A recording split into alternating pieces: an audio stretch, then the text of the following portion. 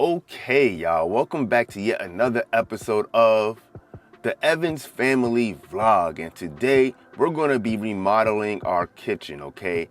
We're going to go from this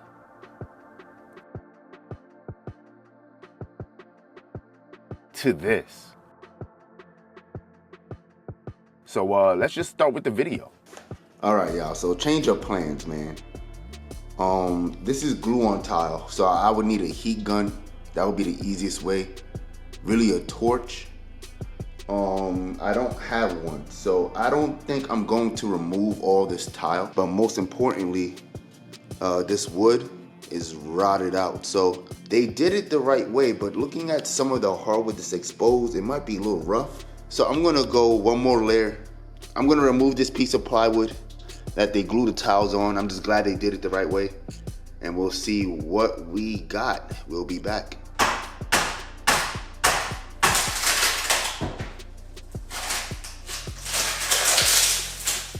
That shit's it's in pristine shape because they did things because builders know how to do things the right way. So it's the same thing. It's the same as keep that shit, bro. I'm about to, what? We just gonna tell them what it is.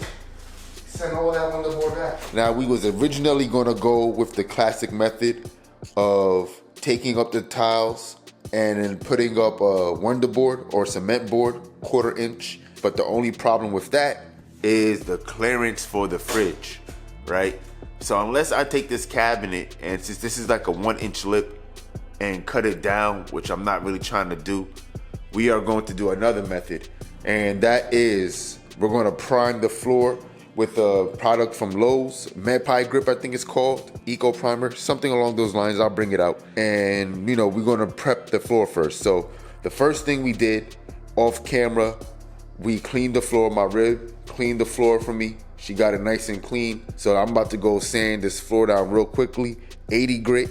And the purpose of doing this is simply to just scuff up the surface. Even though the surface is pretty scuffed up, you just want to make sure that this product could actually adhere properly to the linoleum flooring. Right now, we're gonna go and scuff up these floors with 80 grit sandpaper. And again, the purpose of this is just to literally open up the pores on the linoleum tile, because linoleum tile itself is very smooth. You need to give your primer something to adhere to, and by making little scratches, divots, and holes on the surface of these tiles, it will do wonders for adhesion purposes.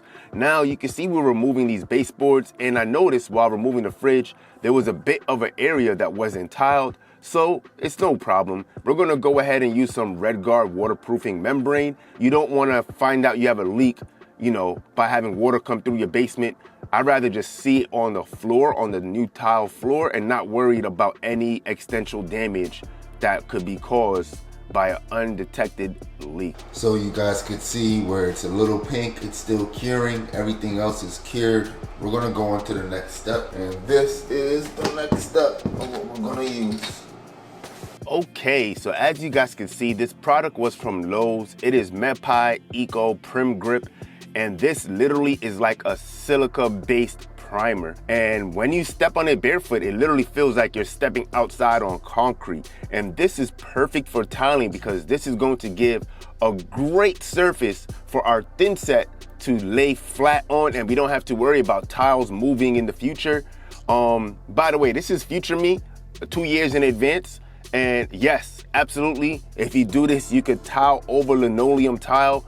We have no failures 2 years in advance in a heavy trafficked kitchen. So we're gonna let it dry for an hour or two. And when it's dry to the touch, I'm gonna go ahead and give it a second coat. And then tomorrow night, you can lay out the tiles and I'll make the cuts on Sunday. Okay, so as you could see, I have my beautiful rib with her PPE on, personal protective equipment. We're using a wet tile saw. And unfortunately, my water pump was broken. So I had to order a new water pump from Amazon, but in the meantime, we're just gonna use this Chapin sprayer, have her at a safe distance, and she is just wetting the tiles as I cut. And boy, water makes such a big difference when it comes to dust retention. Get yourself a wet tile saw if you're gonna do some tiling, because that dust is very harmful. And we already had everything pre-labeled, So this was pretty easy and it was a pretty seamless process. All right, y'all, so we are back with yet another update, and let's just show you what we doing, because you know we are tiling, right? We are tiling, so let me just show you where we at, right? I probably should have took a picture, but you guys can see we are basically good to go, right? We have it labeled, and trust me, we did up to there, all the way up to here. We got everything nice and organized for right now. You want to make sure you do all your dry fitting. And the hardest part was underneath this radiator because the floor isn't level there, but we made it work. And there's going to be a radiator cover there, so you're not going to see. But make sure you do all your dry fitting, and now we're going to get to tiling. So like I said, we literally pre-laid out our tiles.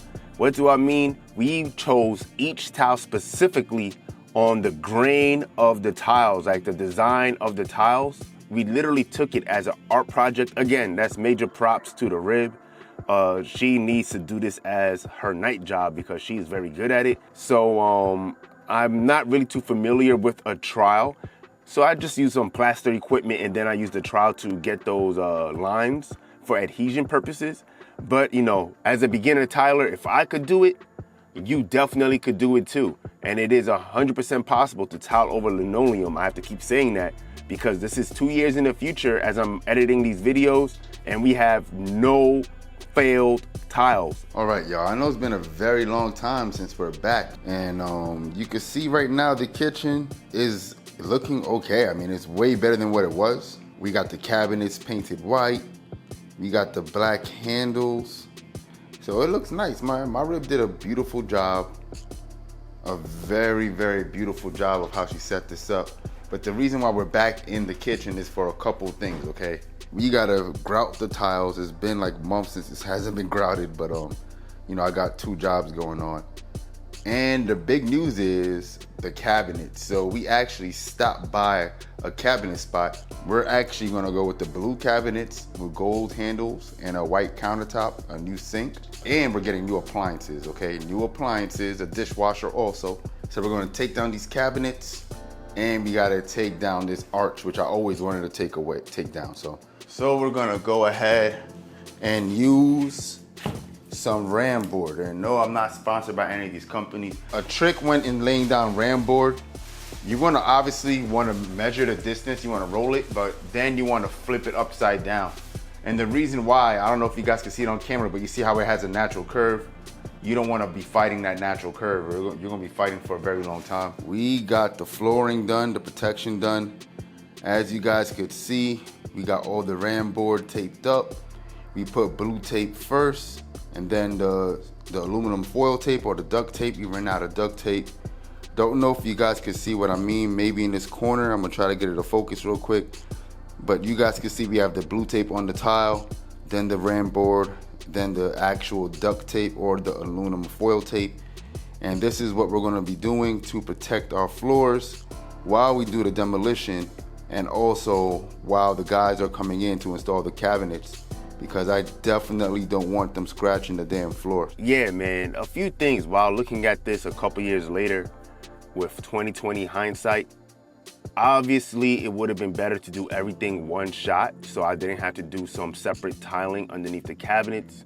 Granted, you don't see the area I'm talking about because the new cabinets cover it, but it would have been more efficient to do everything at one time, to take down this little archway, the divider wall, before the tile was done. This was done months apart.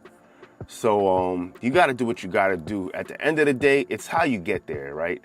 As long as you get there safe, you didn't lose any lives, right? And everybody has their health and you got there okay, hey man, kudos to you. It's a marathon, okay? It is a marathon. A wise man once said, it's a marathon.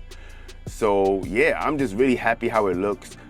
And major key, when taking down any walls in your house, if you don't know how to identify a load-bearing wall, have somebody come in and they could help you identify it. The house inspector, when we originally bought the house, confirmed which walls were load-bearing. But this was a great process. I mean, from start to finish, it was taxing, it was grueling, it required a lot of teamwork from me and my rib. And just have patience. You know, if you're gonna work with your spouse and you are the man in this, remember, What your wife says, what your partner says is very important, and you have to be patient because they might not have the background you have, and you have to let them get involved. You don't want to just do a one-man show. Let them get involved, and I'm glad I did because look at this kitchen now. We came a long way, all right? A long way. No more arch. We got rid of the chandelier. We got some nice recessed lighting. And look at the drop dead gorgeous cabinets. I mean, we went through a lot of renovations. Got a nice little table. We're gonna have to change these flowers.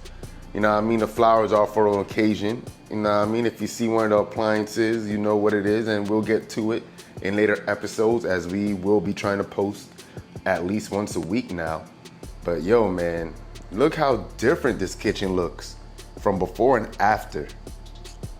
I was telling my rib, like, yo, the property value just because of this kitchen alone probably went up 50 bands, bro. The tiles, the cabinet color, everything is just drop dead gorgeous. My rib, she chose a table, perfect table for this smaller dining room with the chairs, perfect, goes with the gray.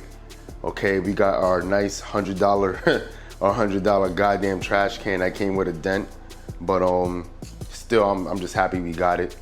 That needs an outlet cover, so there's still some things that needs to be done. We put the baseboards on throughout. I mean, boy, this before and after is probably the craziest transformation I've ever took a part of in my working career, and I'm actually very, very proud of how it turned out, man. All right, y'all, that wraps up this episode.